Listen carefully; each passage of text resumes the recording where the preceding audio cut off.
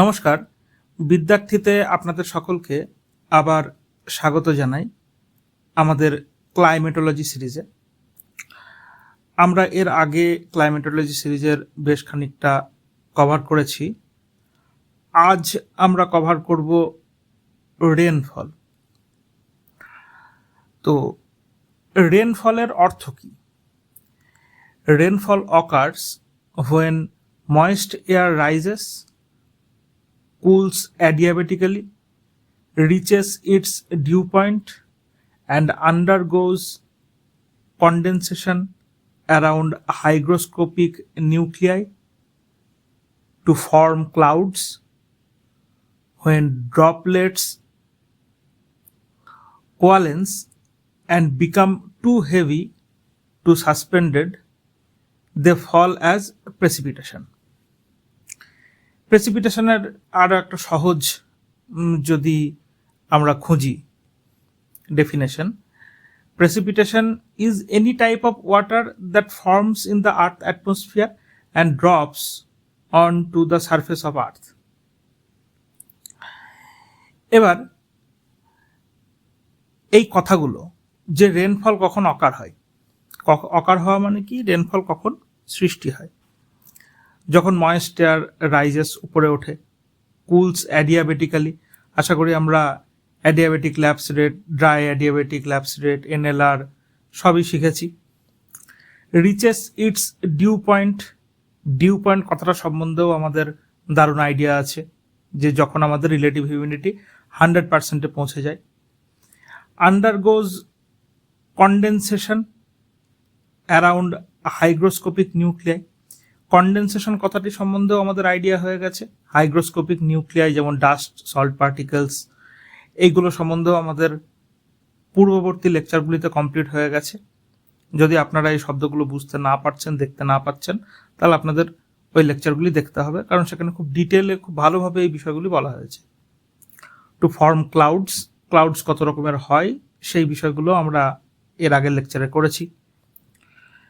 এবার তখন কি হয়, যে ড্রপলেটগুলো এত বড় হয় এবং টু হেভি হয় যে তারা আর সাসপেন্ডেড থাকতে পারে না, তারা ঝুলে থাকতে পারে না, তারা নিচে পড়ে যায়। তো সেই অবস্থাটাকে আমাদের বলা হয় রেনফল। তাহলে রেনফল কি দেখলাম আমরা? যে যে ওয়াটারটা আমাদের থাকে সেই ওয়াটারটা ইভাপোরেশন হয়ে উপরে ওঠে, ইভাপোরেশন হয়ে উপরে ওঠার পরে কন্ডেনসেশন হয়ে ক্লাউড ফর্মেশন হয়। ক্লাউড ফর্মেশন আমরা আস্তে আস্তে মনে করতে পারছি তো যে রিলেটিভ হিউমিডিটি এখানে হয়তো 50%, কিন্তু আস্তে আস্তে যখন আমরা উপরে উঠছি তখন টেম্পারেচার কমছে, প্রেশারও কমছে, ফলে রিলেটিভ হিউমিডিটি বাড়ছে। কেন? কারণ ময়েশ্চার হোল্ডিং ক্যাপাসিটি এটা কমছে। কেন কমছে, কি না কমছে, এগুলো কিন্তু সব কভার হয়ে গেছে। তো এই ময়েশ্চার হোল্ডিং ক্যাপাসিটিটা কমার জন্য রিলেটিভ হিউমিডিটি আস্তে আস্তে বাড়ছে। এবং রিলেটিভ হিউমিডিটি কি, তার মধ্যে থাকা absolute humidity by moisture holding capacity, অর্থাৎ কি তার মধ্যে যে পরিমাণ হিউমিডিটি এখন প্রেজেন্ট রয়েছে তার নিচে কি, যে সে কতটা ধারণ করতে পারে। এবার সে এর মধ্যে 50 রয়েছে, ধারণ 100 করতে পারে, তাহলে রিলেটিভ হিউমিডিটি 50%। এবার এর মধ্যে 50 রয়েছে আর এর ধারণ ক্ষমতাও 50 হয়ে গেছে, তাহলে কি 50/50 রিলেটিভ হিউমিডিটি 1 হয়ে গেছে। তো যেখানে রিলেটিভ হিউমিডিটি 1 হয়ে যায় সেই পয়েন্টটাকে আমরা কি বলি? Dew point. এই ডিউ পয়েন্ট টেম্পারেচারে পৌঁছে গেলে তারপর কি হয়, এই কন্ডেনসেশন শুরু হয়, এবং এই কন্ডেনসেশন থেকে হাইগ্রোস্কোপিক নিউক্লিয়াইগুলোর চারিদিকে যে জল এইভাবে জমতে শুরু করে, সেগুলো কাছাকাছি আসলে এই মেঘ, এবং মেঘে যখন এই কণাগুলি একে অপরের কাছাকাছি আসে তখন জলের বড় বড় ফোঁটা তৈরি হয়। সেই ফোঁটাগুলি আর সাসপেন্ডেড থাকতে পারে না, সেগুলি নিচে নেমে পড়তে থাকে। এই ঘটনাটাকেই বলা হয় প্রেসিপিটেশন। এইটাই আমরা এখানে দেখলাম। এবার প্রেসিপিটেশন কম রকমের হয়, কত রকমের হয়? প্রেসিপিটেশন বলতে এখানে আমরা মেনলি রেনফলটা সম্বন্ধে পড়ছি। আরও অনেক প্রেসিপিটেশন কিন্তু আমরা আগে পড়েছি অলরেডি, যেমন হতে পারে হেল স্টর্ম, হতে পারে ফগ, হতে পারে। তো এই প্রেসিপিটেশনগুলোর মধ্যে সব থেকে বড় যে অংশটা আমরা চোখে দেখতে পাই প্রেসিপিটেশনে, সেটা হলো রেনফল, এবং রেনফলটা আমাদের আজকের লেকচারে করার চেষ্টা আমরা করছি। তো প্রথম হলো কনভেকশনাল রেনফল। এবার কনভেকশনাল রেনফলের ক্ষেত্রে কি হয়? কনভেকশনাল রেনফল মানে কি? পরিচলন বৃষ্টিপাত।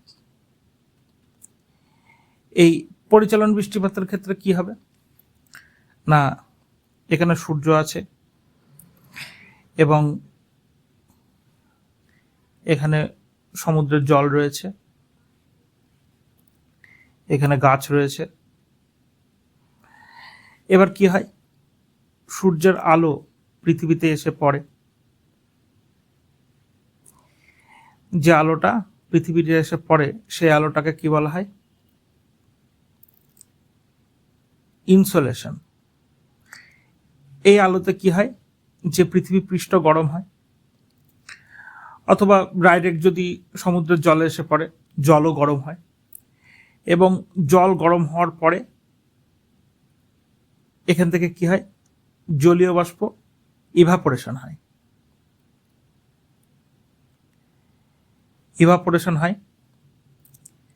কি হয়? যে ওয়াটার ভেপারগুলি সেগুলি উপরের দিকে উঠতে থাকে, এবং তখন এই যে ঘটনাটি বললাম, এটি এর আগেও একাধিকবার আলোচনার মধ্যে এসেছে। সেটি হওয়াতে কি হয়? ক্লাউড ফরমেশন হয়,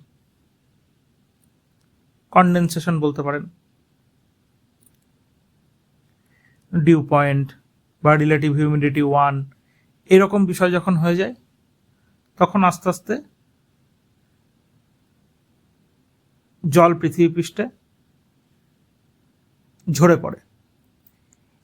এই ঘটনাটাকে বলা হয় পরিচলন বৃষ্টিপাত। পরিচলন কথাটার অর্থ কি? কনভেকশনাল। কনভেকশনাল মানে কি? কনভেকশন হচ্ছে হিট ট্রান্সফার।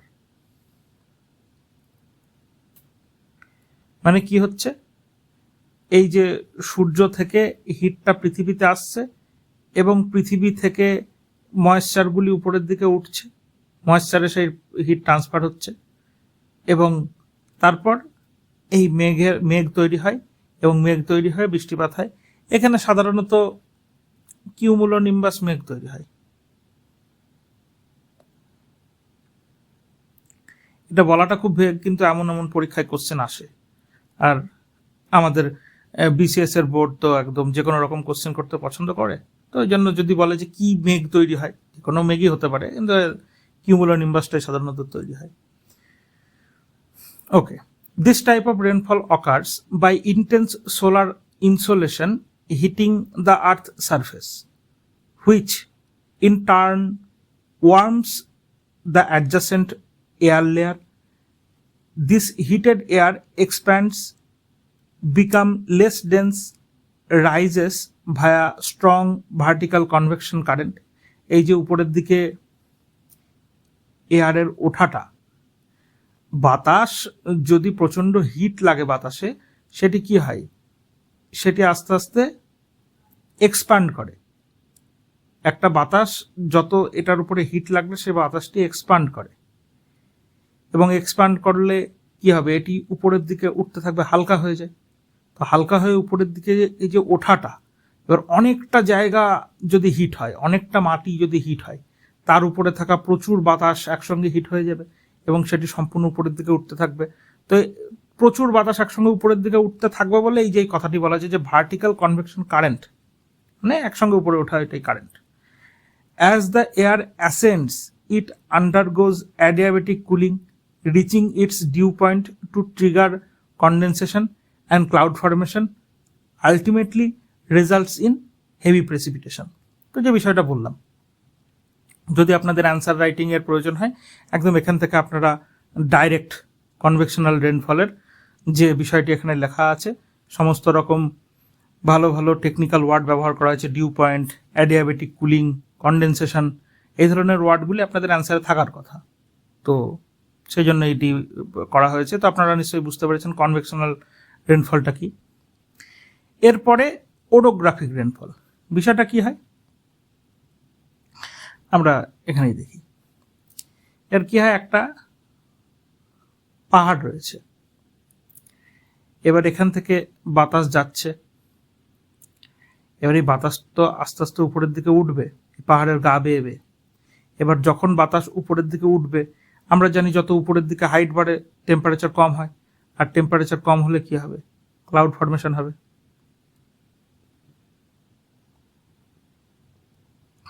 দেখুন এখানে কিন্তু ক্লাউড একসঙ্গে এরকম ভাবে কিউমুলোনিম্বাসের মতো ফর্মেশন হয়নি। এখানে আপনারা দেখতে পাবেন যে নিম্ব স্ট্র্যাটাস, বিভিন্ন স্ট্র্যাটা, এই যে একটা স্ট্র্যাটা, দুটো স্ট্র্যাটা, তিনটে স্ট্র্যাটা, এবং নিম্বাস মানে কি, এতে বৃষ্টিপাত হবে। তো নিম্ব স্ট্র্যাটাস মেঘ তৈরি হয়েছে, তো এখানে বৃষ্টিপাত হচ্ছে। এবার কি হবে, যখন বাতাস এই দিক পানে চলে যাবে তখন বাতাসটা কি হবে, ড্রাই হয়ে যাবে, কারণ বাতাসের ময়েশ্চার যা ছিল সব তো বৃষ্টিপাত হয়ে এই ঢালে পড়ে গেছে। তারপর এটি যেহেতু উপরে পাহাড়ের অনেক উপর দিয়ে আসছে, তো এটি কুলও থাকবে, তো এই ড্রাই আর কুল এয়ারটা আস্তে আস্তে এখান দিয়ে চলে যাবে।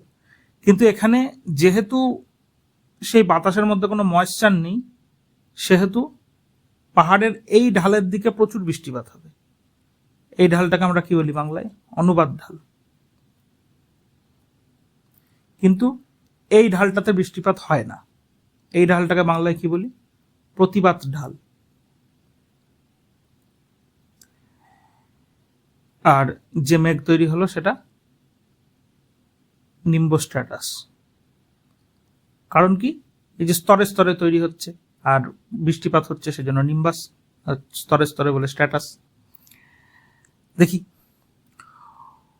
orographic rainfall occurs when moisture laden winds from sea are blocked by mountain or highland। কি বলা হচ্ছে, যে এরকম সমুদ্র রয়েছে, এর উপর দিয়ে যে বাতাসটা আসছে, সেই বাতাসটা তো প্রচুর ময়েশ্চার লেডেন, ময়েশ্চার অনেক বেশি থাকবে। এবার একটি পাহাড়ের মাধ্যমে আমরা এই বাতাসটিকে ব্লক করছি, তাহলে বাতাসটি উপরের দিকে যাত্রা শুরু করবে। তো অ্যাজ এয়ার রাইজেস, এই যে এয়ার রাইজ করছে, ইট কুলস ডাউন, যেহেতু উপরের দিকে উঠছে, উপরের দিকে যত আমরা যাব টেম্পারেচার কমবে। হাইট বাড়ছে, তার মানে কি টেম্পারেচার কমছে, প্রেশারও কমছে, ঠিক আছে।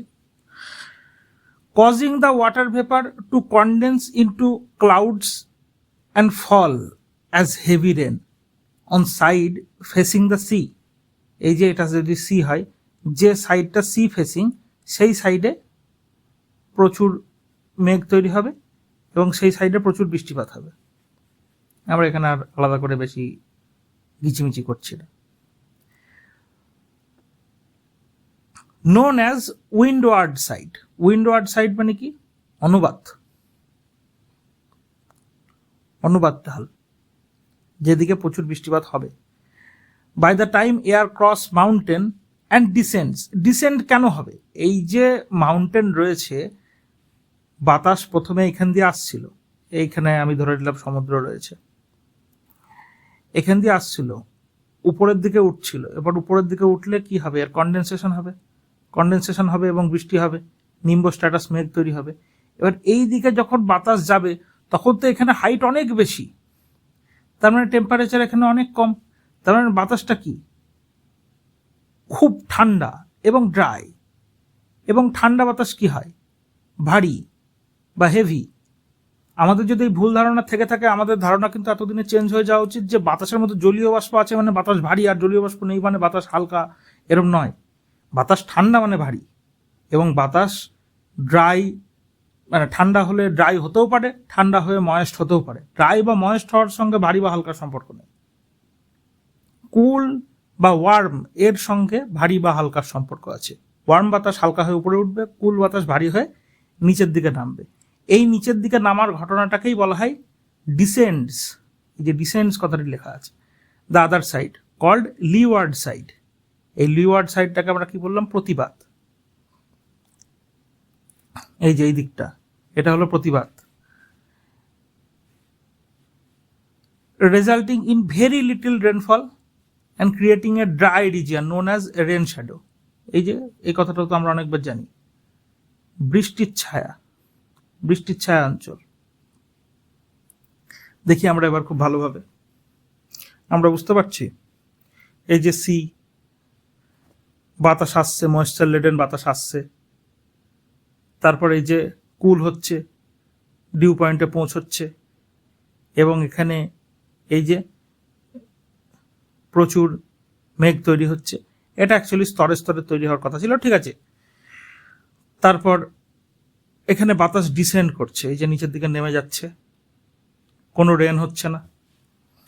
আমরা একটা খুব ভালো উদাহরণ এখানে দেখতে পাচ্ছি, ওয়েস্টার্ন ঘাটের ক্ষেত্রে একদিকে সমুদ্রের ধারে প্রচুর গ্রিনারি আমরা দেখতে পাই, এবং আমরা ওয়েস্টার্ন ঘাটের পাহাড়টা পার করার পরে আমরা বিস্তর মালভূমি দেখতে পাই, ডেক্কান প্লাটো রিজিয়ন।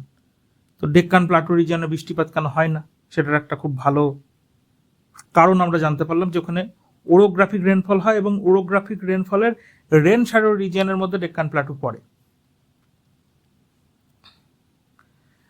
তো আমরা এখানে উদাহরণও খুব ভালোভাবে দেখতে পাচ্ছি, আমরা এগুলো পরীক্ষার খাতায় ব্যবহার করতে পারবো। The mountain slope facing moist sea winds that faces air to rise and cool, resulting in heavy rainfall, lush vegetation, যেমন ওয়েস্টার্ন ঘাট। কি বলছে, যে সমুদ্রের দিকে, যেটা সিকে ফেস করে, যেদিক দিয়ে বাতাসটা ওঠে, রাইজ অ্যান্ড কুল, যেদিক দিয়ে ওঠে এবং বাতাসে কুল হয়, এই দিকটাকে বলা হয় অনুবাদ ঢাল অথবা উইন্ডওয়ার্ড সাইড। আর এই যে আরেক দিক, রেন শ্যাডো, লিওয়ার্ড সাইড, যেখানে ড্রাই হয়ে যাবে, ডিসেন্ড করবে এয়ার, নিচের দিকে নামবে, অ্যান্ড ওয়ার্মস, নিচের দিকে নামলে বাতাস আস্তে আস্তে গরম হবে। ঠান্ডা বাতাস ছিল বলে নিচের দিকে নামছিল, কিন্তু নামার পরে আস্তে আস্তে যখন মাটি গরম, তো সেখানে গরম হয়ে যায়, leading to significantly lower rainfall and arid condition. এটা হচ্ছে ডেক্কান প্লাটো। তা আমরা বুঝতে পারলাম। তো আমাদের দুরকম রেনফল কমপ্লিট হলো। এবার আমাদের 3 নম্বর রেনফল, যেটি হলো ফ্রন্টাল রেনফল।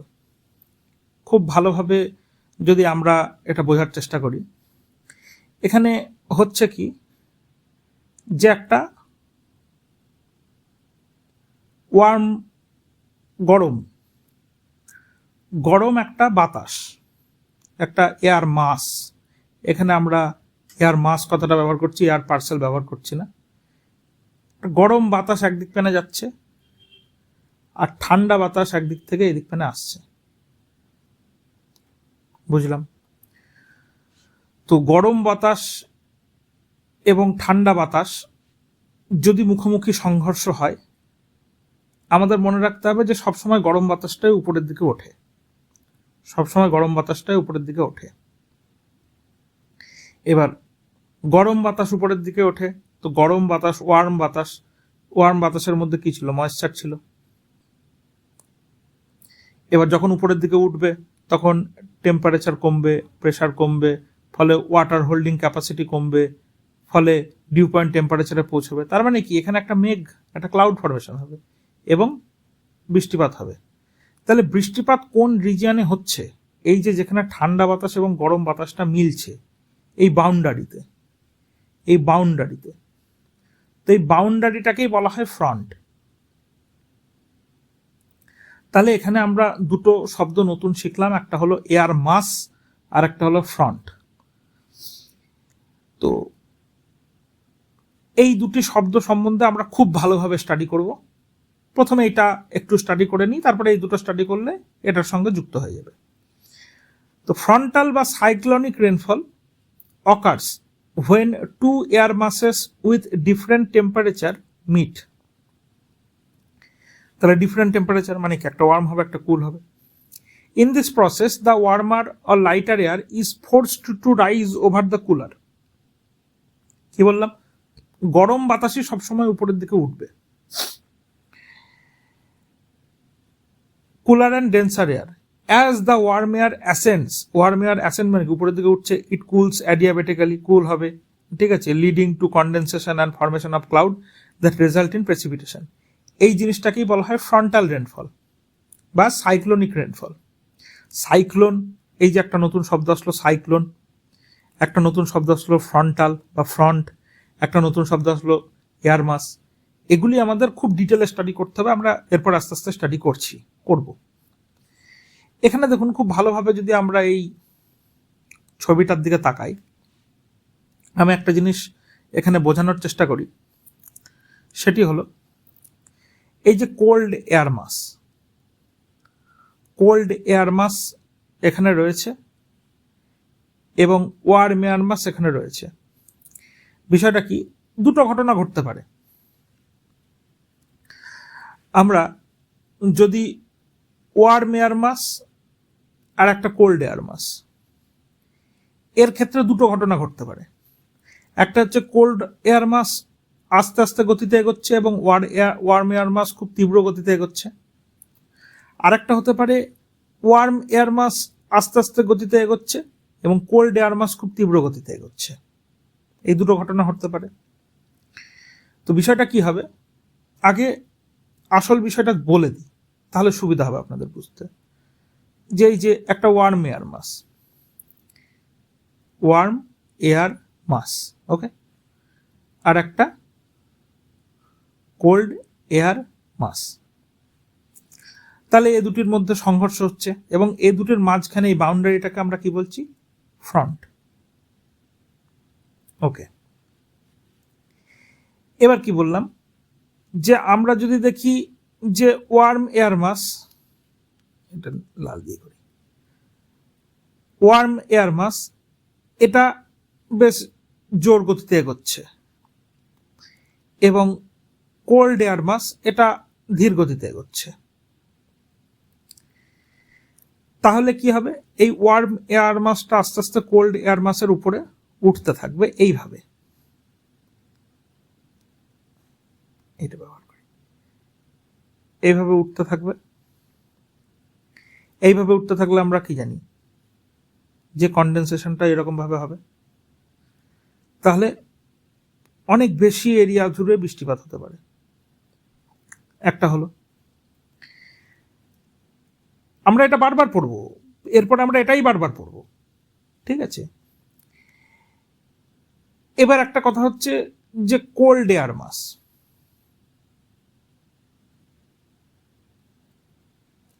এটা বেশ জোর গতিতে আসছে, আর এদিকে ওয়ার্ম এয়ার মাস এটা খুব ধীর গতিতে আসছে। তখন কি হবে, যে এই এয়ারটাকে এত জোরে, সব ক্ষেত্রে কিন্তু এখানে ফ্রন্ট তৈরি হবে, ঠিক আছে, কোথায় ওয়ার্ম ফ্রন্ট কোথায় কোল্ড ফ্রন্ট সেগুলো আমরা এখন আলোচনায় যাচ্ছি না। এবার কোল্ড এয়ার মাস এসে ওয়ার্ম এয়ার মাসকে ধাক্কা মারলে কি হবে, এটা এটা তখনও ওয়ার্মই উপরের দিকে ওঠা শুরু করবে, কিন্তু এটা খুব মানে একদম একে ধাক্কা মেরে এই পুরো বিষয়টাকে উপরের দিকে তুলে দেবে, দিয়ে এই রকম একটা মেঘ তৈরি হওয়ার চেষ্টা হবে এবং খুব কম এরিয়া জুড়ে বৃষ্টিপাত হবে। তাহলে এইরকম মেঘ তো আমরা অলরেডি দেখেছি, এটাকে আমরা কি বলি, কিউমুলো নিম্বাস, আর এটা কি নিম্বো স্ট্র্যাটাস। নিম্বো কেন, বৃষ্টিপাত হচ্ছে, আর কিউমুলো এই যে তুলোর মতো। আর দেখুন এখানে দেখুন বৃষ্টিপাতটা এই রিজিয়ন থেকে এই রিজিয়ন, কত বড় রিজিয়নের মধ্যে বৃষ্টিপাত হচ্ছে, আর এখানে বৃষ্টিপাতটা কিন্তু খুব কম রিজিয়নের মধ্যে হচ্ছে। আমরা লক্ষ্য করছি যে যখন কোল্ড এয়ার মাসটা তীব্র গতিতে আসছে তখন বৃষ্টিপাত খুব কম রিজিয়নে হচ্ছে। এইটুকু আমরা দেখতে পাচ্ছি, ব্যাস এইটুকুই দরকার ছিল, এর বেশি এখানে প্রয়োজন নেই। একটা কনসেপ্ট আছে, ছোট কনসেপ্ট, সেটা আমরা দেখে নিই। সেটা হচ্ছে এই যে water cycle. Water cycle is the continuous movement of water between the earth surface and atmosphere through the process of evaporation, condensation, precipitation. এই শব্দগুলি আমরা তিনটেই জেনে গিয়েছি। আমরা কি দেখছি, যে ইভাপোরেশন কোথা থেকে হয়, ইভাপোরেশন হয় এই যে সমুদ্রের জল সানলাইট আসছে, গরম হচ্ছে এবং জল ভেপারাইজ হয়ে উপরের দিকে উঠছে, ইভাপোরেট করছে, এই বিষয়টাকে বলা হয় ইভাপোরেশন। ট্রান্সপিরেশন কিসের মাধ্যমে হয়? এই যে গাছের মাধ্যমে হয়। গাছ নিজের পত্ররন্ধ্রের মাধ্যমে, স্ট্রোমাটার মাধ্যমে ট্রান্সপিরেশন ঘটে। এবার অনেক সময় ঘটনা দুটো একসঙ্গে ঘটতে থাকে, ইভাপো ট্রান্সপিরেশন বলা হয়, ঠিক আছে। আর প্রেসিপিটেশন, আচ্ছা ইভাপোরেশন হয়ে উপরে উঠলো, ডিউ পয়েন্ট টেম্পারেচারে পৌঁছলো, রিলেটিভ হিউমিডিটি 1 হয়ে গেল বা 100% হয়ে গেল, তখন কি শুরু হয়? শুরু হয় কনডেনসেশন। কনডেনসেশন হওয়ার পরে যখন ওই কণাগুলি আর ধরে রাখতে পারে না, তখন কি হয়? প্রেসিপিটেশন। এই বিষয়টা। আর কিছু ফ্যাক্ট, যে টোটাল গ্রাউন্ড ওয়াটার, টোটাল ওয়াটারের 97.2% হলো স্যালাইন ওয়াটার, আর অনলি 2.8% হচ্ছে ফ্রেশ ওয়াটার, আর সেই জল আমরা নষ্ট করি। কি বলা যাবে? Out of 2.8% fresh water, ice caps আর গ্লেশিয়ারেই 2% রয়েছে, আর বাকি 0.68% ওয়াটার হলো গ্রাউন্ড ওয়াটার রয়েছে। লেকে রয়েছে 0.4% ওয়াটার, আর কিছু অ্যাটমসফিয়ার আর রিভারে রয়েছে। তো as a whole fresh water, ice caps আর গ্লেশিয়ার মিলে 68.7%, আর এটা ফ্রেশ ওয়াটারের মধ্যে। আর গ্রাউন্ড ওয়াটার 30%, স্মল, ঠিক আছে। মডিফিকেশন প্রত্যেক সময় আস্তে আস্তে এটা বাড়তে কমতে থাকে। তো আপনারা এই ফ্যাক্টগুলো ডাইরেক্ট পরীক্ষার কোশ্চেনে আসে, বলো কত পার্সেন্ট স্যালাইন ওয়াটার, কোনো মানে নেই, কিন্তু আসে, এবার আসলে আমাদের করতে হবে। তো সেই জন্য এই ফ্যাক্টগুলি লেখা রয়েছে। এবার কোন ফ্যাক্টটা কিভাবে ভাষা ঘুরিয়ে দেয়, তার থেকে এক জায়গায় সমস্ত ফ্যাক্টগুলো রয়েছে। এবার আমরা একটা কনসেপ্ট পড়তে যাচ্ছি, সেটা হলো কনসেপ্ট অফ এয়ার মাস। যে শব্দটা আমরা দেখলাম, এই এয়ার মাস শব্দটা আসলো, ফ্রন্ট শব্দটা আসলো। তো প্রথমে এয়ার মাসটা আমরা পড়ি, এয়ার মাসের পরে আমরা ফ্রন্ট শব্দটাও আস্তে আস্তে দেখব। তো এই এয়ার মাস বিষয়টা কি, আগে বলে দিই বিষয়টা কি। যে পৃথিবী পৃষ্ঠের আমরা ধরে নিলাম যে একটা দেশ রয়েছে, মহাদেশ রয়েছে, সে মহাদেশটির নাম হলো আফ্রিকা, এবং সেই আফ্রিকার আমরা ওয়ার্ল্ড জিওগ্রাফিতে অলরেডি দেখেছি এই জায়গায় কি রয়েছে? সাহারা, বা এটা সাইবেরিয়ার ক্ষেত্রেও বলা যায়, আমরা সাহারার ক্ষেত্রেই বলি। সাহারায় কি আছে? মরুভূমি রয়েছে। তার মানে কি, একটা খুব বড় রিজিয়নের ল্যান্ড রয়েছে, যে ল্যান্ডটা অনেকটা একই রকম। মানে এই সাহারা রিজিয়নের আপনি এই পয়েন্টে দাঁড়ান, আপনি এই পয়েন্টে দাঁড়ান, আপনি এই পয়েন্টে দাঁড়ান, সব জায়গায় গরম। তো বলা হচ্ছে যে কোনো একটা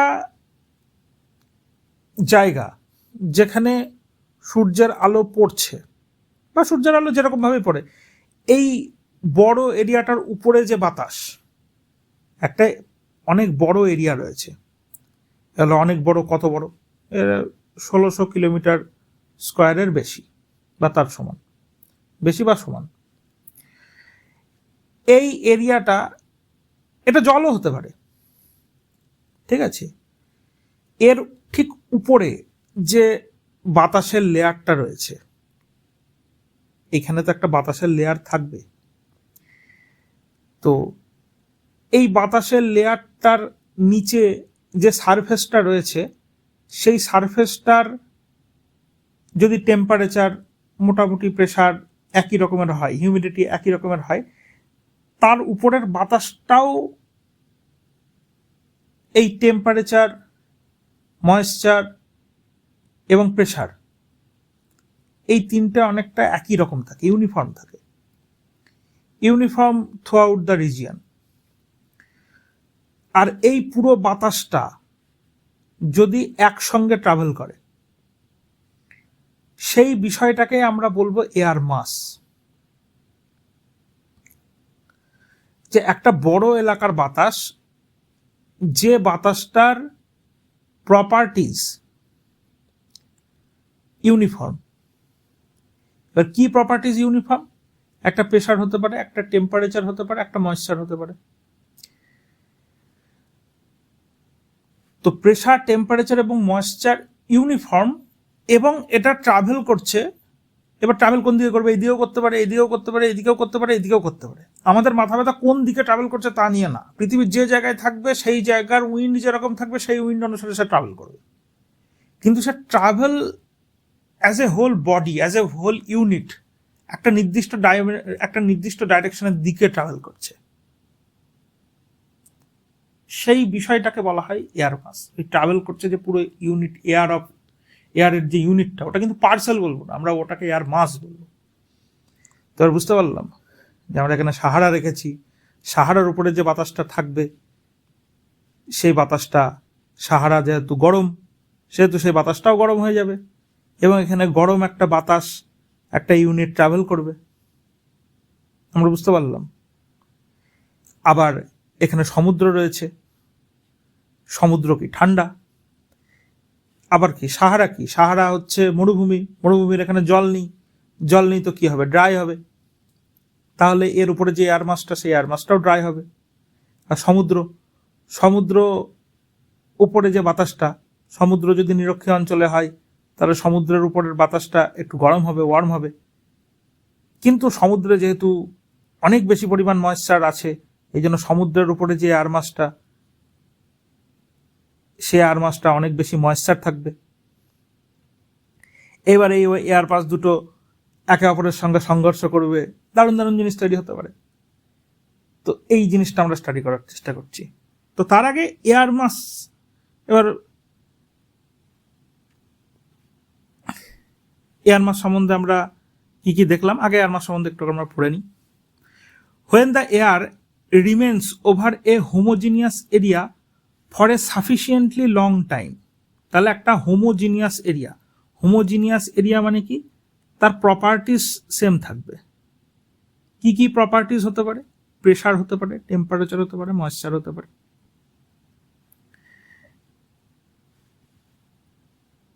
ইট acquires the characteristics of that area. সেই এরিয়াটা যেরকম হবে, ওর উপরের যে বাতাসটা, সেই বাতাসটাও সেই রকম ক্যারেক্টারিস্টিক্স গ্রহণ করবে। মানে কি, সাহারার উপরে যদি বাতাস থাকে সেটা সাহারার মতনই ড্রাই হবে, ওয়ার্ম হবে।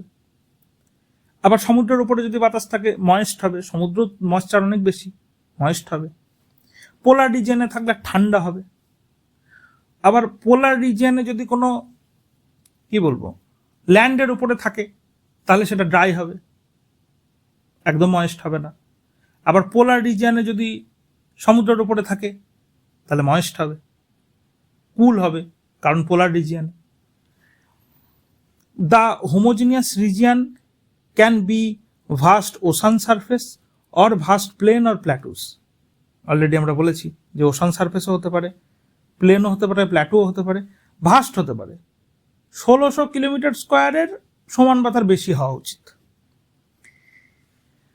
The area with distinctive characteristics types of temperature and humidity আর কল্ড এয়ার মাস। ওই যে পুরো ইউনিটটা বললাম না, যে কোনো একটা এরিয়ার উপরে যে ইউনিটটা ঘোরাফেরা করছে, সেই এরিয়া যেরকম তার মতো সে ক্যারেক্টারিস্টিক গ্রহণ করে নিয়েছে এবং সে অ্যাজ এ ইউনিট ঘোরাফেরা করছে, সে অ্যাজ এ ইউনিট সে চলাফেরা করছে। Large body of air having little horizontal variation in temperature and moisture. খুব লিটল ভেরিয়েশন হতে পারে, আপনি ধরে নিন ভেরিয়েশন হবে না, বা হলেও খুব নগণ্য হবে। Air মাসেস form an integral part of global planetary wind system. আমরা জানি আমাদের পৃথিবীর উপরে বিভিন্ন জায়গায়, এই যে বোঝা যাচ্ছে, পৃথিবীর উপরে কিছু জায়গায় আমরা দেখছি যে ল্যান্ড রয়েছে, আবার কিছু জায়গায় আমরা দেখছি যে ওশান রয়েছে। তাহলে এই ল্যান্ড আর ওশান যেহেতু আলাদা আলাদা রয়েছে, তো এর উপরে এয়ার মাসও আলাদা আলাদা ডেভেলপ হবে। এই যে আপনারা এখানে দেখা যাচ্ছে না, এগুলো প্রত্যেকটা হলো এক একটা এয়ার মাস। তো গ্লোবাল প্ল্যানেটারি উইন্ড সিস্টেমের একটা বড় অংশ তারা নিয়ন্ত্রণ করে, তাদের মাধ্যমেই। They are associated with one or other wind belt আমরা অলরেডি পড়েছি, 30 ডিগ্রি থেকে 60 ডিগ্রি, 90 ডিগ্রি, সেইগুলো। They extend from surface to lower atmosphere and across thousands of kilometres. অনেক বড় বড় হয়। এই ধরনের নাম আপনারা দেখতে পাবেন। এমপি মানে কি? মেরিটাইম পোলার। আবার এই যে এইখানে যে পৃথিবীর ছবিটি আপনারা দেখতে পাচ্ছেন, এখানে খুব ভালোভাবে যদি আপনারা দেখতে চান তাহলে দেখবেন এটা হলো, দেখা যাচ্ছে না, সেইভাবে দেখি, এই যে এই বিষয়টা হলো আমেরিকা, উত্তর আমেরিকা আর কি, ঠিক আছে। আবার এটা হলো দক্ষিণ আমেরিকা, এটা আফ্রিকা। তাহলে এর মাঝখানে কি থাকবে? এর মাঝখানে এই এরিয়াটা কি হবে? এটা হলো আটলান্টিক ওশান। মোটামুটি চেনা যাচ্ছে তো। তো আটলান্টিক ওশান মানে কি? এখানে সমুদ্র। সমুদ্র মানে কি? মেরিটাইম। আর 60 ডিগ্রি থেকে 90 ডিগ্রি অক্ষাংশের মধ্যে রয়েছে, তাহলে এটা কি? পোলার রিজিয়ন, মেরিটাইম পোলার।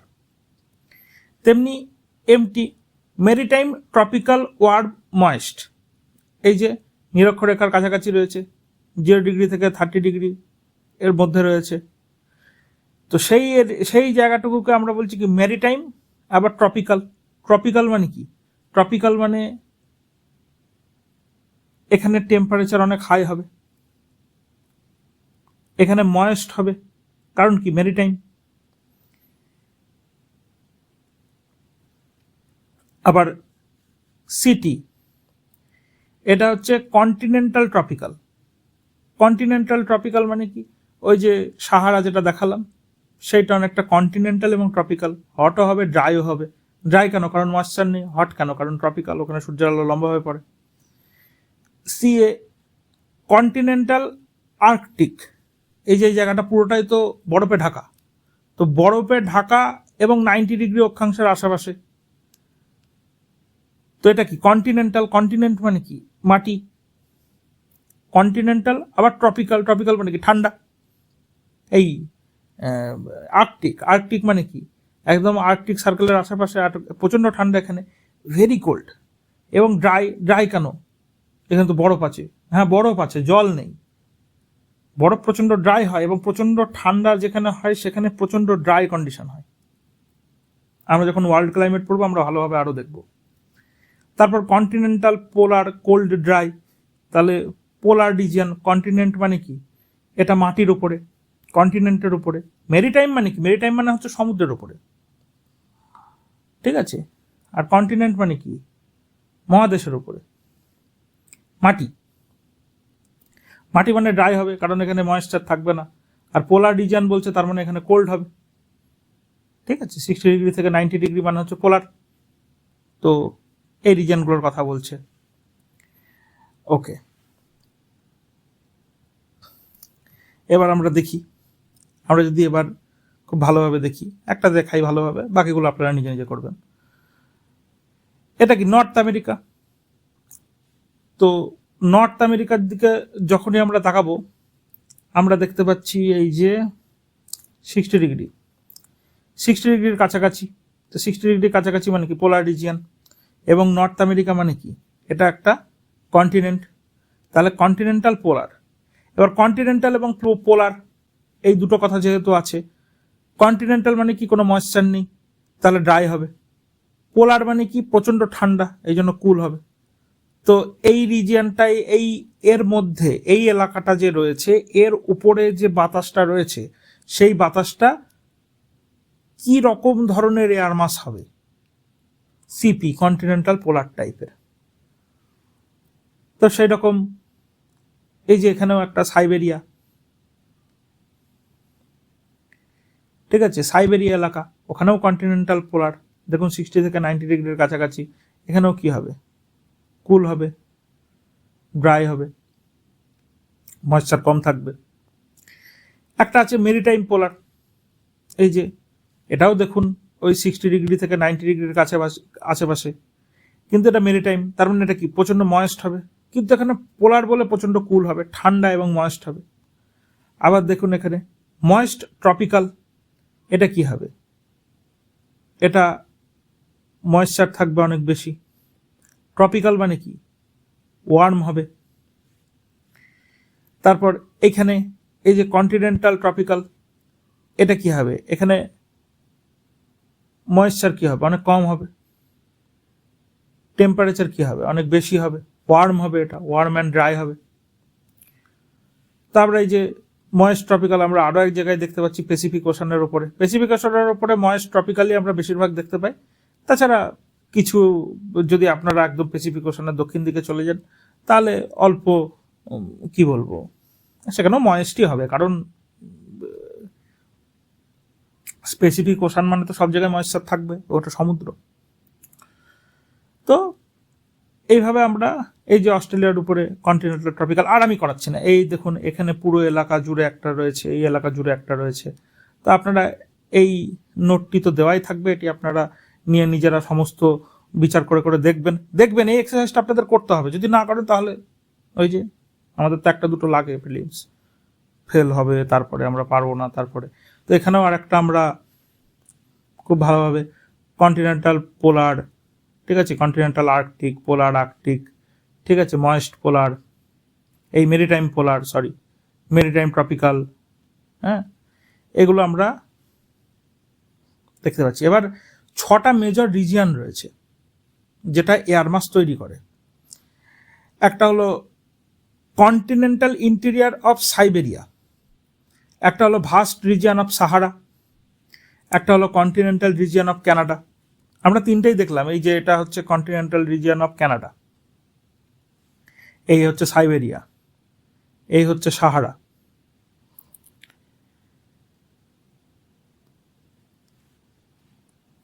তারপর Arctic ocean region, Pacific ocean region এবং সাদার্ন ইন্ডিয়ান ওশান রিজিয়ন। এখানে ময়েস্ট হবে, ওয়ার্ম হবে। এই যে এক্সারসাইজটা নিজে নিজে আমি করছিলাম তখন আমরা দেখছিলাম, এই যে এটা হলো সাদার্ন ওশান রিজিয়ন, ঠিক আছে, এটা কি মেরিটাইম ইস্ট, আচ্ছা ইটা কি, এটা একটা আপনারা একটু গুগলে দেখবেন, এটা মেরিটাইম ট্রপিক্যাল, এটা ইকুইটোরিয়াল হবে মনে হচ্ছে, আর আছে এটা যেহেতু ইকুয়েটরের উপর দিয়ে এই তো এমনি, হ্যাঁ এই ইকুইটোরিয়াল, ঠিক আছে, মেরিটাইম ইকুইটোরিয়াল, এটা ট্রপিক্যালের একদম ইকুয়েটরের উপরে 0 ডিগ্রির উপরে রয়েছে, তো ইকুইটোরিয়াল হবে। তারপরে এটা হচ্ছে কন্টিনেন্টাল ট্রপিক্যাল, ময়েস্ট ট্রপিক্যাল, এই যে রিজিয়নগুলো রয়েছে। আবার এই যে প্যাসিফিক ওশান, এখানে কি দেখা যায়, ময়েস্ট ট্রপিক্যাল। পরীক্ষা দিয়ে দিল প্যাসিফিক ওশানে কি ধরনের এয়ার মাস দেখা যায়, ময়েস্ট ট্রপিক্যাল। এটা এটা তখন ভেবে বের করতে হবে, এই ছবিটা মোটামুটি মনে রাখতে হবে, একটু বুঝে নিয়ে এগুলো একবার দুবার প্র্যাকটিস করলে হয়ে যাবে, আর নাহলে হবে না, কি আর করা যাবে। আবার সাদার্ন ইন্ডিয়ান ওশানে ময়েস্ট হবে, ওয়ার্ম হবে। এই জিনিসগুলো আমরা এবার আমাদের মাথায় আশা করি আমরা খুব ভালোভাবে খেলাতে পারছি। এইবার এই এয়ার মাস যেগুলো রয়েছে, এই এয়ার মাসগুলো একে অপরের সঙ্গে ধাক্কাধাক্কি করবে, দিয়ে এই বাউন্ডারিতে তৈরি হবে ফ্রন্ট। কোনো জায়গায় ওয়ার্ম ফ্রন্ট তৈরি হবে, কোনো জায়গায় কোল্ড ফ্রন্ট তৈরি হবে, ঠিক আছে, কোনো জায়গায় স্টেশনারি ফ্রন্ট তৈরি হবে, কোনো জায়গায় অক্লুডেড ফ্রন্ট তৈরি হবে। অক্লুডেড নয়, শেষ হয়ে যাচ্ছে আর কি, হ্যাঁ, স্টেশনারি মানে একদম সেই দুটো সিংহ গুতোগুতি করে দাঁড়াচ্ছে এক জায়গায়, ঠিক আছে, এ না একে ঠেলতে পারছে না একে ঠেলতে পারছে, তো এক জায়গায় দাঁড়িয়ে রয়েছে, এখানে একটু একটু বৃষ্টিপাত হচ্ছে। তো আমরা এরপরে ফ্রন্ট বিষয়টা কি সেই বিষয়টা সম্বন্ধে খুব ডিটেলে আলোচনা করব। তো আমরা এখন অবধি আজকে কি করলাম, যে রেনফল কি, এয়ার রাইজ করে, কুলস অ্যাডিয়াবেটিক্যালি, ডিউ পয়েন্টে পৌঁছয়, কন্ডেনসেশন হয়, হাইগ্রোস্কোপিক নিউক্লিয়াই এর চারিদিকে ক্লাউড ফর্মেশন হয়, তারপর যখন হেভি হয় তখন সাসপেন্ডেড থাকতে পারে না, ভেসে যায়। তো 3 রকমের, একটা হলো কনভেকশনাল রেনফল, পরিচলন বৃষ্টিপাত, ওরোগ্রাফিক শৈলক্ষেপ, এরকম আমরা বলি, আর ফ্রন্টালটা ফ্রন্টালি বলি, ঠিক আছে। শৈলক্ষেপ এই যে বোঝা যাচ্ছে পাহাড় দিয়ে যখন উপরের দিকে উঠছে তখন এই যেটা শৈল বলে না, ওই জন্য শৈলক্ষেপ। আর পরিচলন পদ্ধতিতে তাপ, ঠিক আছে, আমরা পরিবহন বিকিরণ পরিচালন পদ্ধতিতে তাপ কিভাবে, ঠিক আছে, সরবরাহ হয় সেগুলো আমরা বিজ্ঞানে পড়ব। আর ফ্রন্টালটা বেশি লোকে বোঝে না, ওই জন্য ফ্রন্টালি রেখে দিয়েছে, না এটা কোনো ভালো বাংলা নাম পেতাম আমরা। তো ফ্রন্টাল আমরা এখন বুঝছি, খানিকটা বুঝে গেছি, এবং আমরা এয়ার মাস সম্বন্ধে আইডিয়া লাগিয়ে ফেলেছি। আমরা আবার ফ্রন্ট সম্বন্ধে, এই যে এই এক ধরনের জিনিস দেখা যাচ্ছে এখানে, আবার এখানে এই যে নীল জিনিস দেখা যাচ্ছে, এই কি, এগুলো ফ্রন্টের ছবি। এটা ফ্রন্টটা কি জিনিস, ওয়ার্ম ফ্রন্ট কি, কোল্ড ফ্রন্ট কি, এগুলো আমরা পরের দিন দেখব। তো ওরোগ্রাফিক রেনফলের ক্ষেত্রে আমরা দেখেছি একটা উইন্ডওয়ার্ড সাইড, একটা লিওয়ার্ড সাইড। উইন্ডওয়ার্ড সমুদ্রের দিকে, আর লিওয়ার্ড যেখানে বৃষ্টির ছায়া অঞ্চল। তারপর আমরা ফ্রন্টাল রেনফল দেখছিলাম, যে একটা কোল্ড এয়ার মাস, একটা ওয়ার্ম এয়ার মাস, এই যে ওয়ার্ম ফ্রন্ট একটা হচ্ছে, একটা কোল্ড ফ্রন্ট হচ্ছে। এরপরে আমরা খানিকটা ওয়াটার সাইকেল দেখেছিলাম, আমরা একটু ওয়ার্ম ফ্রন্ট কোল্ড ফ্রন্ট অল্প অল্প দেখছিলাম। আমরা আর্থের উপর ওয়াটার কিভাবে রয়েছে আর পড়ানোর কি আছে, এটা সম্পূর্ণ মুখস্থ করতে হবে, ঠিক আছে? কারণ এখানে এই ফ্যাক্ট থেকে যে কোনো রকমভাবে ঘুরিয়ে পেঁচিয়ে কোশ্চেন আসতে পারে, কিভাবে আসবে আমিও জানি না। তো এর পরের দিনকে আমরা ফ্রন্ট পড়ব, একটু একটু আপনাদের দেখাই ফ্রন্ট, ঠিক আছে? তারপর বিভিন্ন রকম ফ্রন্ট কি রকমের হয়, কোল্ড ফ্রন্ট, ওয়ার্ম ফ্রন্ট কি, ফ্রন্টোজেনেসিস, ফ্রন্টোলিসিস, তারপর আমরা হোমোজিনিয়াস এয়ার কি হয়, ঠিক আছে, ভার্টিক্যাল হরাইজন্টাল উইন্ড মুভমেন্ট, এবং এই জিনিসগুলো আবার একটুখানি আমরা রিভাইজ করব। তো আমাদের আজকের লেকচার আমরা এখানেই শেষ করছি। আপনাদের যদি আমাদের ভিডিও ভালো লেগে থাকে তাহলে আমাদের ভিডিওতে লাইক করবেন, শেয়ার করে আপনাদের বন্ধুবান্ধব পরিবার পরিজনের কাছে পৌঁছে দেবেন, এবং সাবস্ক্রাইব করে আমাদের মনোবল বাড়াতে সাহায্য করবেন। এতক্ষণ আমাদের সঙ্গে থাকার জন্য আপনাদের অনেক অনেক ধন্যবাদ। নমস্কার।